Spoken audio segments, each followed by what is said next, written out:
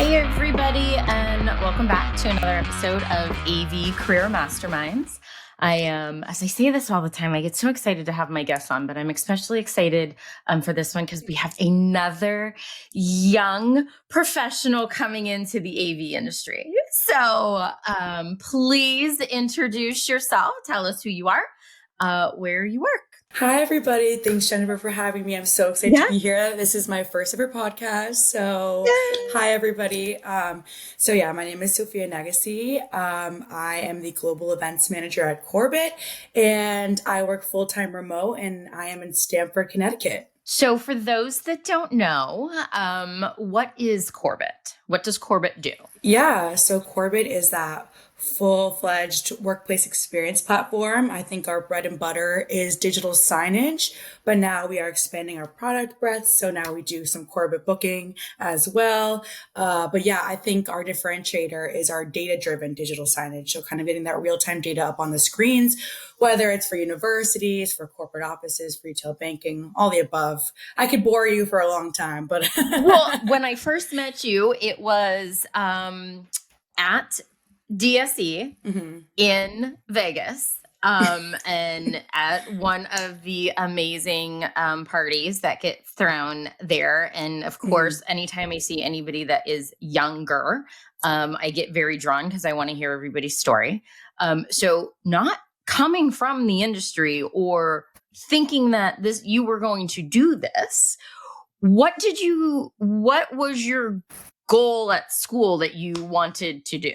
I actually did not study this at all. I actually was a psychology major. I went to Boston College and I graduated in 2024.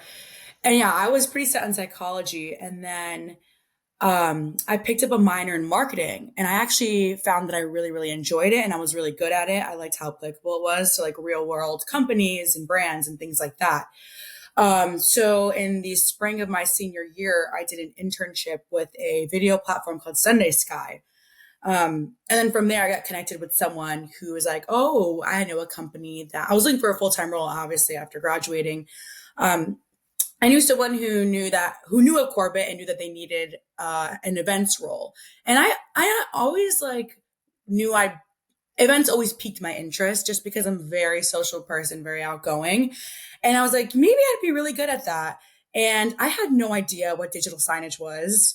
I think the way they try to explain it to me was that it's like the billboards in Times Square, the way that content plays on that. And I was like, yeah, let's do it. Like, I really had no idea. And then I joined June of last year. So I've been here for a little over a year now, which is so crazy. And I've dived into a whole industry I did not know existed. And there's so much to it.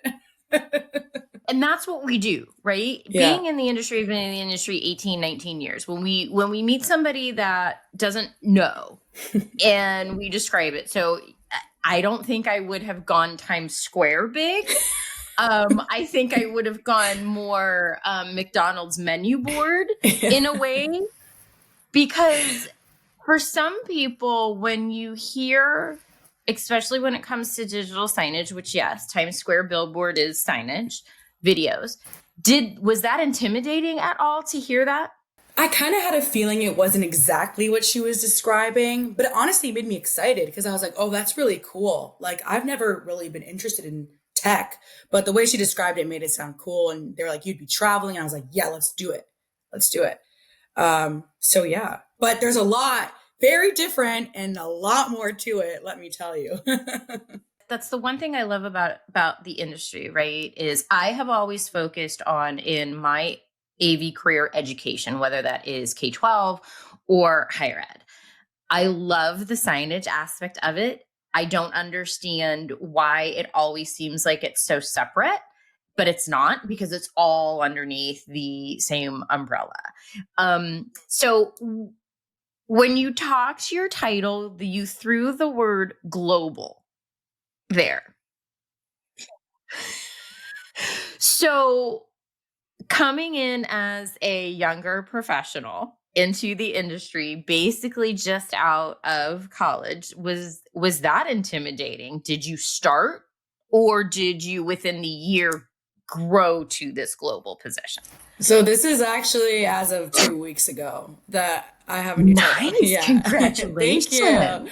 I was just I was an events and marketing coordinator, and then I got bumped to global events manager, which might sound intimidating, but I've helped the UK, like our UK team, plan events already this year. I also did a lot of planning for ISE. Korbyt didn't have our own actual booth, but we had a lounge and we set up meetings, and our team was all over the floor. So Right. I kind of feel like I ripped the Band-Aid off like end of last year, like planning all of that and kind of like getting my head around like international travel and international planning. So I was kind of ready. I was ready for this role. And yeah, it's an honor, to be honest. I feel like I've grown my career a lot this year and my knowledge. And, the learning curve was steep, but yeah, I powered through it. So yeah. Good for you. And that's the one thing that I love to hear is the lack of intimidation, basically, which is great because, at my age, I'm 47, I still get intimidated. I do, trust me. Yeah. I pretend. Which is fake good, it till you make it. Right? Right, exactly. I think that's a great thing to try and do. But so then your involvement with Infocom, how much involvement then did you have with Infocom? All of it. From top to bottom. So was it long days, short nights? Because you're very, are you then the point person if something went wrong at the booth, or how did that roll for you?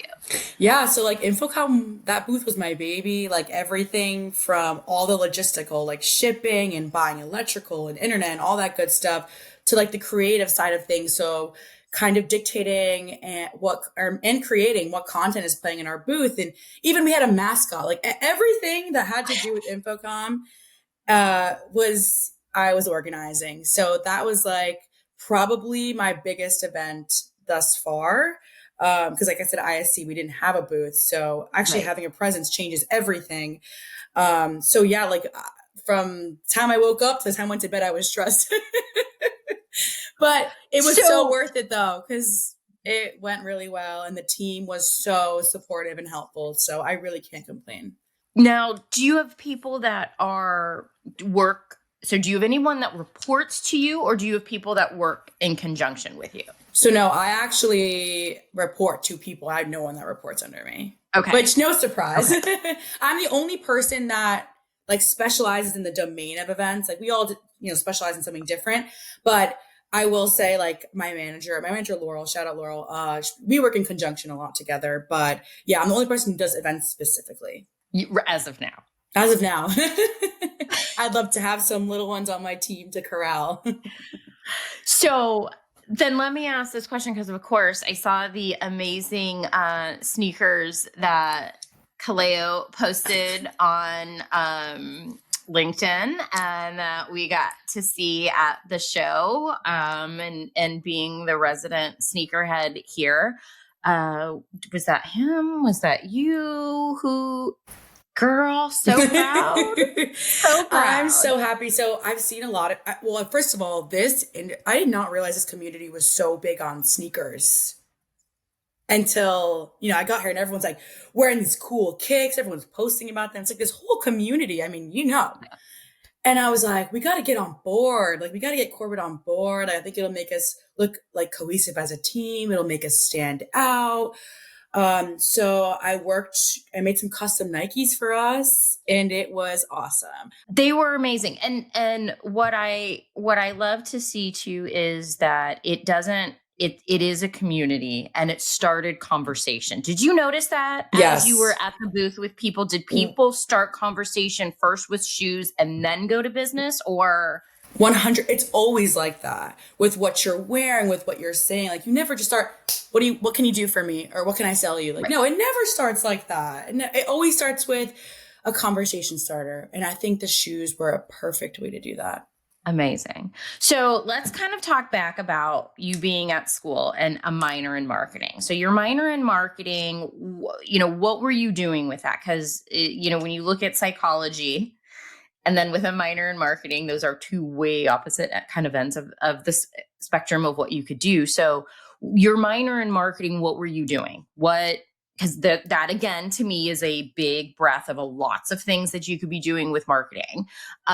So what were some of the classes that you took that kind of helped you now with this position that you didn't even realize were going to help you? Yeah, so actually, psychology and marketing do go really well together. You wouldn't think Okay. that, but I liked how they would tie in together because I liked understanding the way we work and the way we make decisions.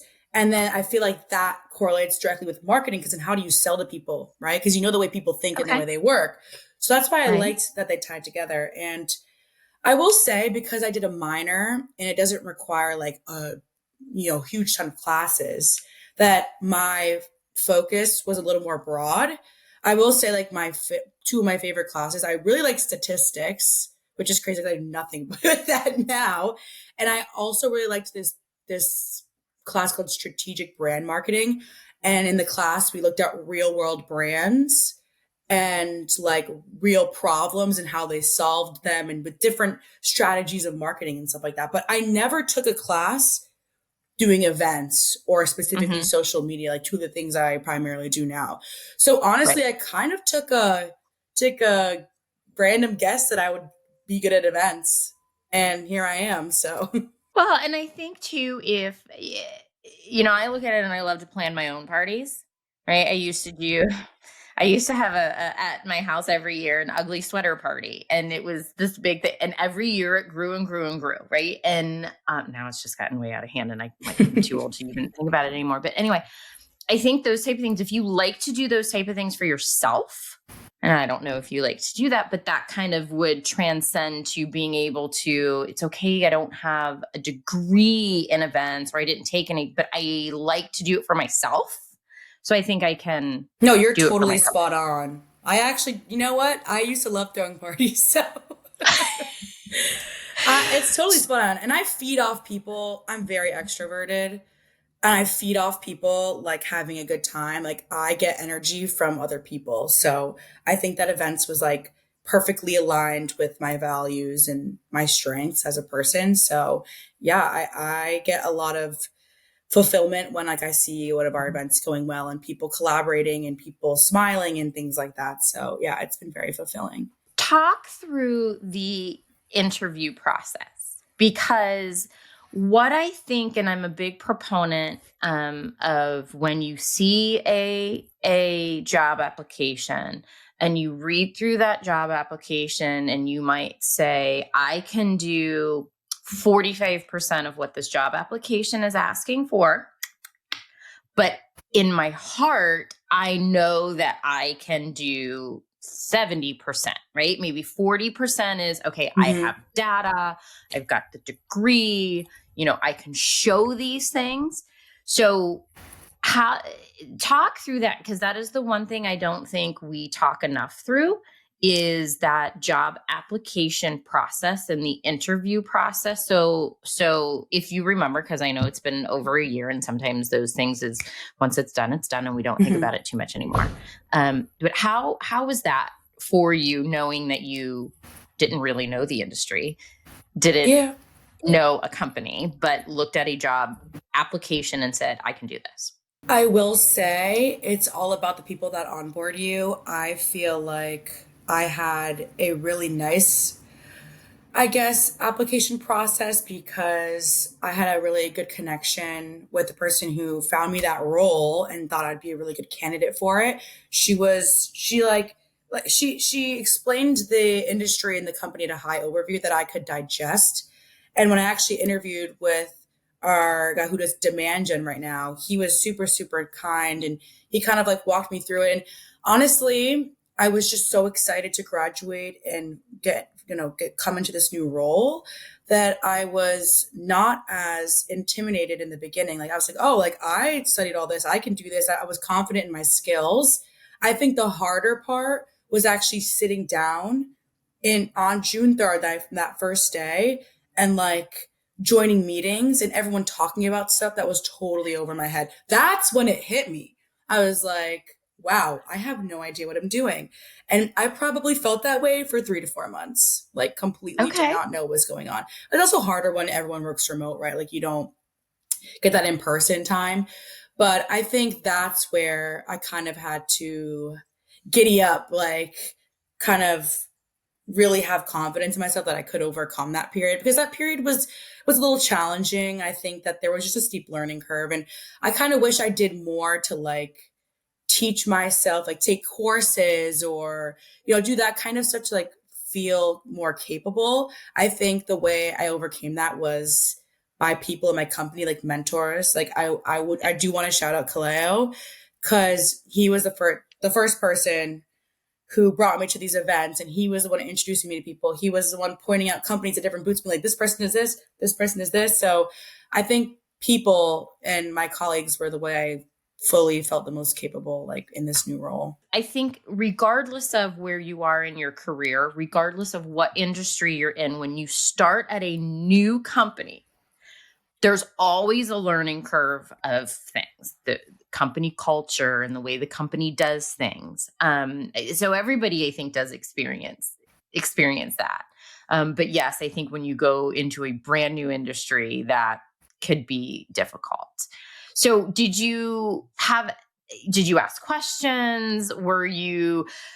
Or were you kind of maybe that first month, let me just sit and listen and take notes of what I don't know and then let somebody go through it? Or did you raise your hand in those meetings at the beginning and go, okay, I have no idea what you're talking about. Can somebody please explain it to me? Or what? I think in like team calls, I was a little bit nervous, and maybe I wouldn't ask the question and interrupt them. I more so would like pull them one on one and like really pick their brain. I thought that was the most effective. And I kind of knew, I was very nervous to ask questions, but I knew like I had these first 3 months to ask whatever questions I want without looking dumb, because I'm new. If I don't do it now and I do it in a year, then I'm gonna look dumb. I'm like, this is the time where I can be naive, where I don't have the expertise. Like, let me ask all the questions I can. And obviously I was looking at, there's so many random acronyms, like even like the generic company jargon, like end of day EOD. Like I remember like the first time I heard that, I was like, what is that? I had to look it up. Like, I'm not even kidding. Google search bar was my friend for a while, but yeah, I'm always, after like that whole experience, I'm always a proponent of asking questions, because like, just do it, even if you think you sound dumb. Like the learning curve for this industry, for any industry, like you said, it is steep. It can be steep. So for someone with little technical, I'm still asking questions till this day. So Well, and I think we all do. And the thing that you think about too is technology changes all the time. mhm. As soon as you learn something, it's going to change tomorrow. And so we're all asking questions. And that's why I say we're all a learner. I never like to hear anybody say that they're a veteran. Because you're never really going to learn everything, right? You are seasoned in the industry, is the way I like to say it. But it changes so much. So for anybody that's younger out there, because what I always promote to is the fact that company names are important, right? So when you thought of potentially looking at marketing maybe and said, I don't know if I really want to do like full-blown psychology, but let's do the marketing aspect of it. Had you ever heard of Korbyt before? Or would you have looked at like the names that everybody knows? I would say initially I would have probably been interested in like name companies, right? That we all know and love. But, now that, I'm in the working world, I think it's good to branch out. Like there's so many small companies that like are so great. That's what I've learned, like startups and all that good stuff. I think that after the job application process, I've learned a lot about kind of not sticking to that small box of like, oh, I'm just going to put in the name brand stuff. Like, no, like I think any company, even with a smaller name that's not recognizable, can still be just as good, if not even better. Like I personally really like working at a small company. I think you wear a lot more different hats, and I really appreciate that, because I feel like you get a lot more experience quickly. that's what we talk about all the time, is regardless of the name of the company, and even though this is considered the audio visual and information technology industry, right? You're not in sales, right? But every company has marketing. Every company within this industry has human resources. Every company has someone that needs to do something that is not engineering, not design, and not sales. So to be able to look at that and just give that breadth of name to people is 100%. great. I think that the AV industry can just be a little bit intimidating off the get-go just because it just sounds all tech. But like you said, like these companies have their marketing people, their sales people, their go-to-market people that are not like behind the scenes putting, cables together and making stuff turn on. Like I think it's easy to forget that. So I'm really glad I gave that a chance because there's a community I've found of people that aren't as technical and that I can resonate with. So going to Infocom, going now then to ISE in Barcelona and being able to be there and all of these other shows, what have you found about the people within the industry when they realize that you, one, didn't come from the industry, and two, are younger within the industry? That's a really good question. I think shock. I think that I maybe have met like out of the hundreds of people I've probably met, I've met maybe like I at most five that are my age.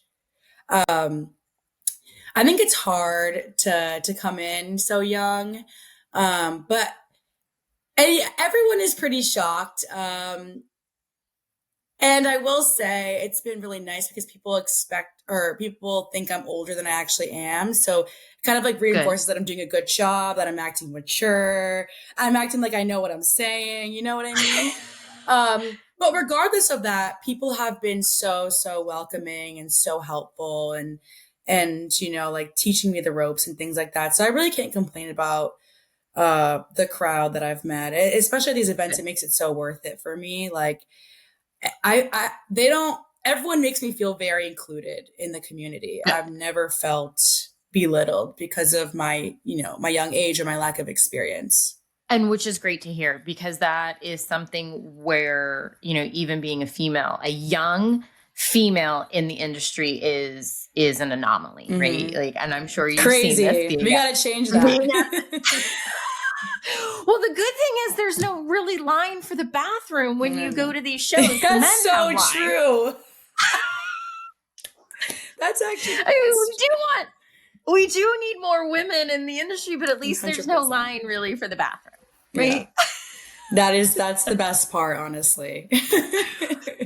So, Sophia, as we look at this, and what anybody who would be watching this that is in that 20 to say 30, even 35 age range, what advice could you give them about getting into the industry? What would you tell them?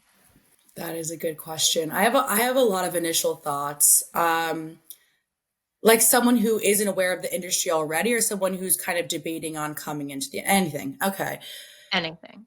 I will say you don't really know you like it till you try it. I think experience is something that was emphasized to me as being key to like really learn what you like and what your strengths are. So if you told me that the role I'm in now, that I would be really good at it, like, I don't know if I would have believed you like more than a year ago today, especially in this AV industry. Like that really intimidated me at the beginning.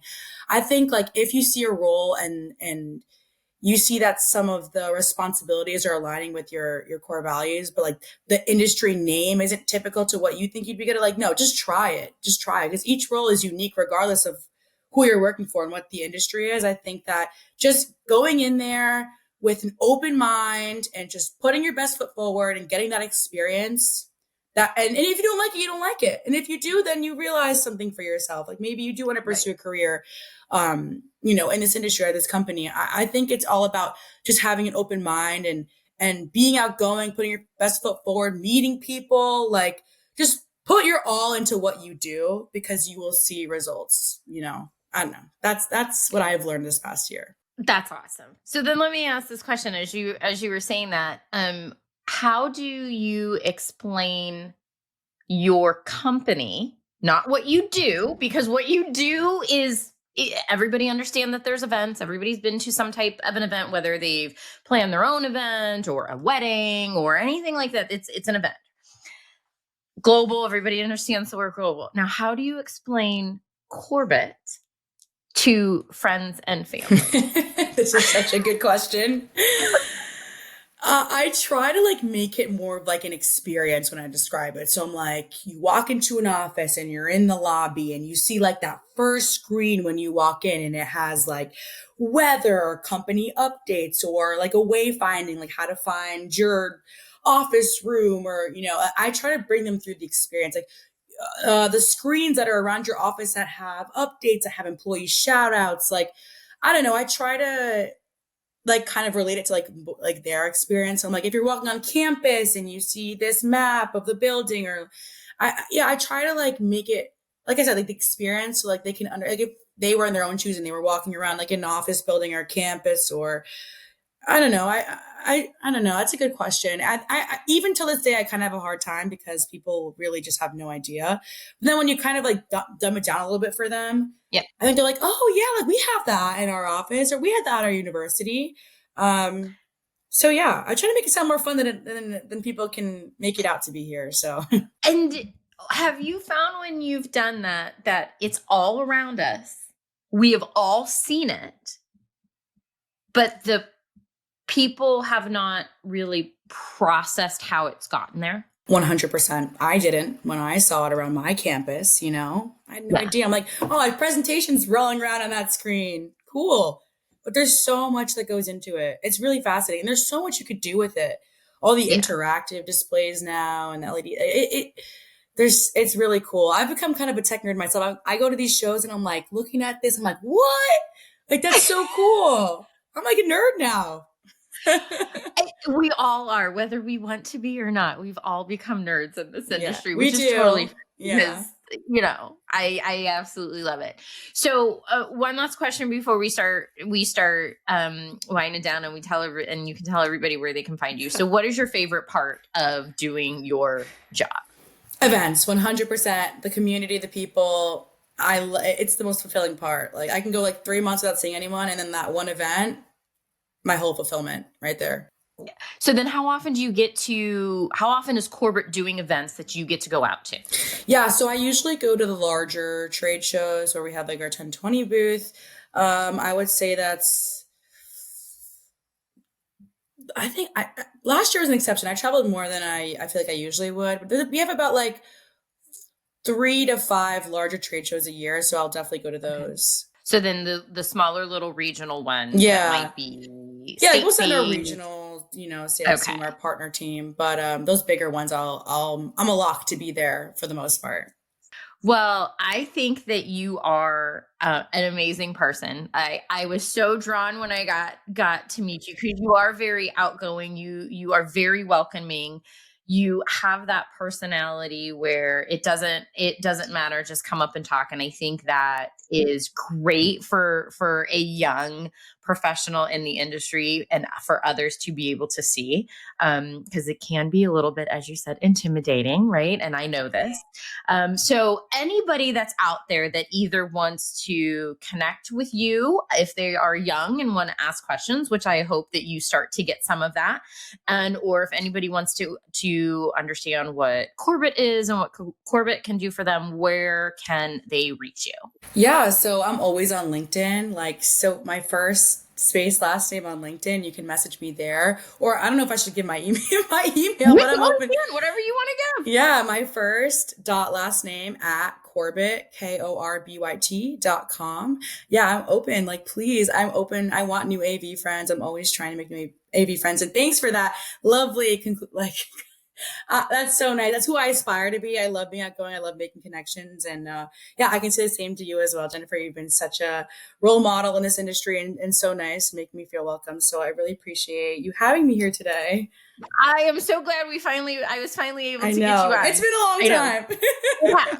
And I did not forget, and I knew we were going to get it. And it's just, timing and all of that is always perfect. So I am so excited that you are doing so well. I am so excited that I will probably for sure see you in Barcelona, if not at another show sooner than that. But everybody, remember, it does not matter your age in this industry. We want the young professionals to come in. You can see that Sophia has said that everybody was very welcoming to her. Don't we all get over the shock because we're not used to young, but we know that we need to have it. And thank you so much for being on and being so energetic and so lovely to talk to. And remember, everybody, we are all more than words. The network for the AV industry. What are you listening to? This is AV. This is AVNation. This is AVNation.